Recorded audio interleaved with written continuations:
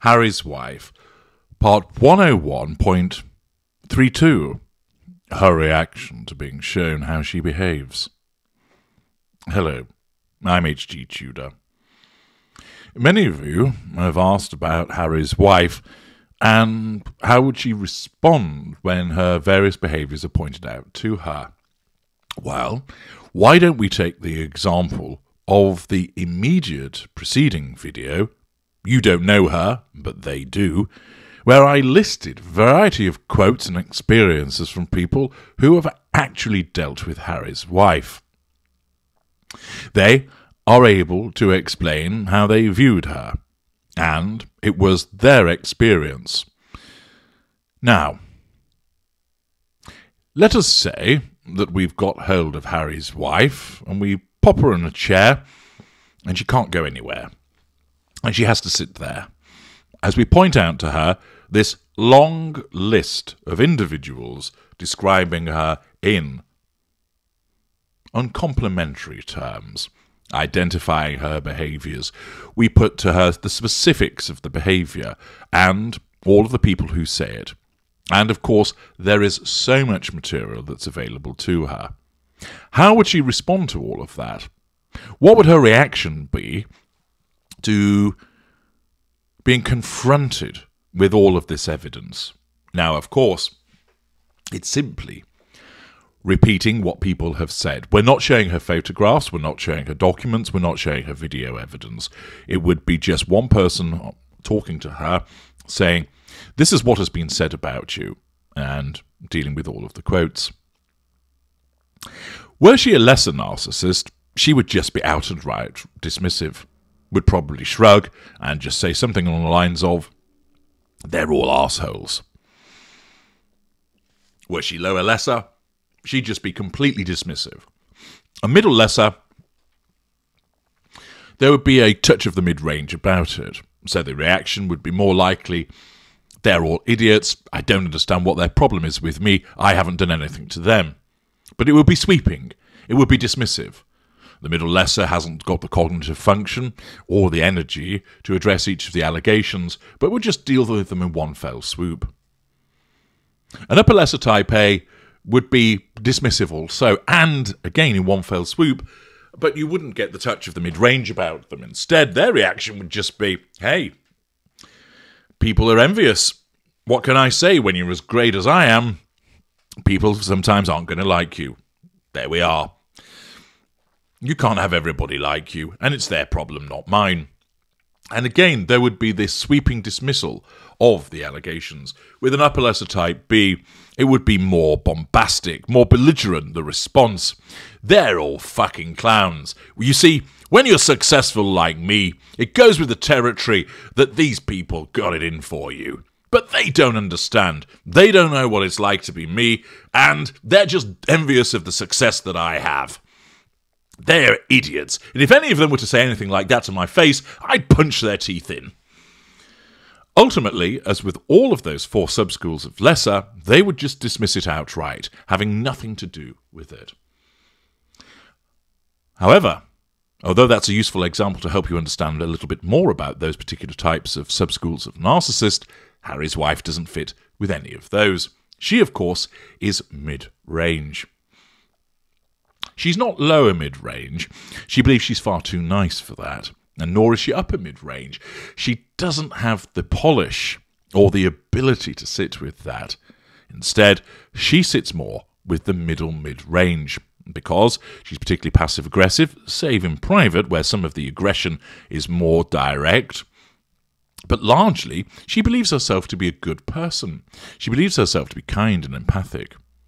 But what the mid-ranger would do, be they lower mid-range, middle mid-range A, middle mid-range B, or upper mid-range, they would deal with all of that evidence, not in a one fell swoop, but with each one.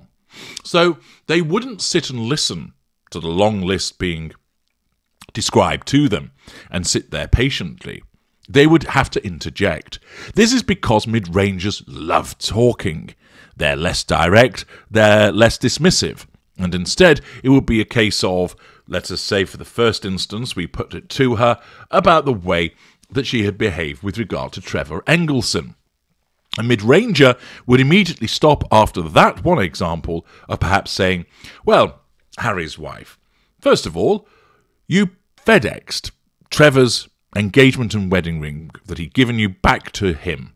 And he said about you marrying a mercurial, dramatic, shouty and difficult actress who demanded a role in his film had been a challenge. What do you say to that? Rather than sit there and say nothing, she would have to confront it, because describing those behaviours to her is challenge fuel. Whoever would be interviewing her or questioning her, certainly wouldn't be Oprah because she has the forensic ability of a piece of tofu, but whoever it was putting these points to her would be issuing challenge fuel to her. She's getting a reaction, that's good, but it's one that is suggesting that she's in the wrong, that she's not a good person, that she's done bad things, and therefore there would be an inherent challenge to her innate need to maintain control over the person that's speaking to her. Accordingly, her narcissism would kick in.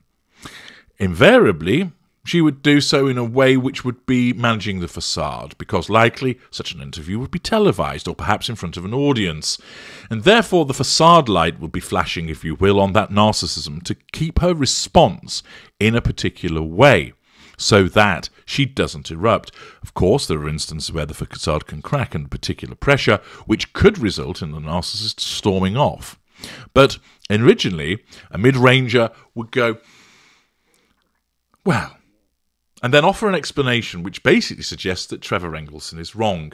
It might be, for instance, well, Trevor's had some difficulties, and that's the view that he formed, but unfortunately, you know, his own problems have caused him to have a jaundiced view of things. And I wish Trevor well, and I hope he gets the help that he deserves.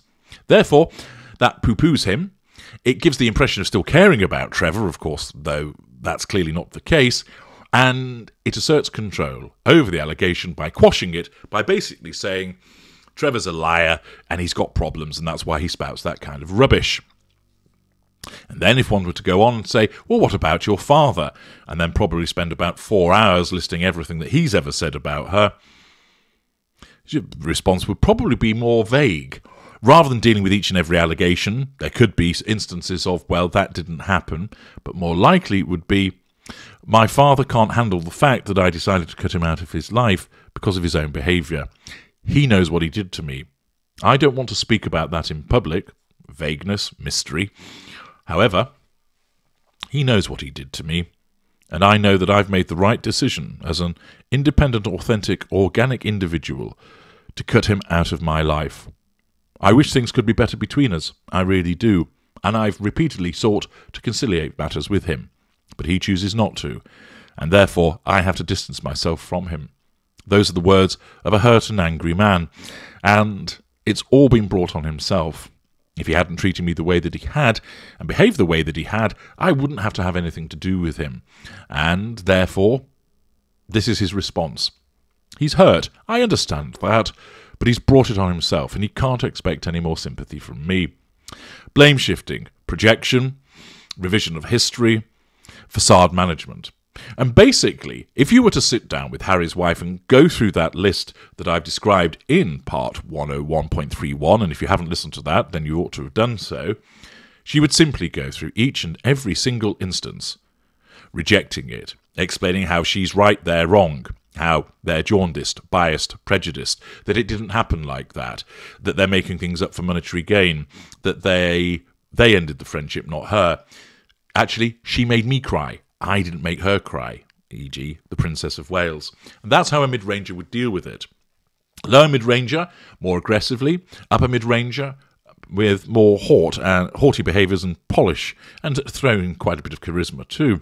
But the middle mid-ranger would try to come across as hard done to, would come across as being kind and perhaps feeling sorry for these individuals with false compassion, but ultimately always maintaining that each and every instance and allegation has no substance to it whatsoever, and making it very clear that she is the victim. If, after this long list has been gone through, you return to say to Harry's wife, but do you not think that the fact that all of these people, these several hundred, have all commented about how problematic you are, that there just might be some truth in what they're saying? Her narcissism simply will not allow her to accept that. And she would shake her head and say, it's an unfortunate fact that when one comes to prominence and achieves one's goals in life, there's always going to be people that are envious. There's always going to be people who like to do you down. And I can't help the fact that I've got on with my life and made a success of it, and all of these people somehow can't handle that. Again, she is incapable of recognising that she is the problem. And therefore, her reaction to being shown how she behaves, because her narcissism will not allow it to compute, extraordinary as you may find this, would be to nullify the repeated threats to control posed by these allegations and reject them again and again and again for a variety of different reasons, through various manipulations and invariably maintaining the facade. If the interviewer was insistent and became aggressive, she could turn on the waterworks perhaps, or ultimately, if the interviewer would not back down, the narcissist would assert control by walking away, perhaps storming off, or slinking away, dabbing at the eyes and making it look like they've been a victim of bullying, and thereafter, of course, no doubt cry to the press. But this gives you a useful understanding of the different ways that certain types of narcissists would deal with this, and, of course, how Harry's wife would do so. What about greater narcissists? Well, they simply wouldn't be in this position. They wouldn't have such a long list because they wouldn't make the schoolboy or schoolgirl errors that would result in so many people turning against them. There'd be one or two individuals who naturally have been on the receiving end, but most people would be treated well. And those that form the list would either know better than to speak out against the greater, keeping their own counsel and certainly not making it public, or in effect have been bought off in some shape or form from ever speaking out. And therefore the greater wouldn't find themselves in a situation of having such a list placed before them. But for Harry's wife, as a mid-range narcissist, she will just dismiss, in a variety of different ways, all commensurate with her total victim status, all of the allegations, in order to nullify those threats to control. I'm H.G. Tudor. Thank you for listening.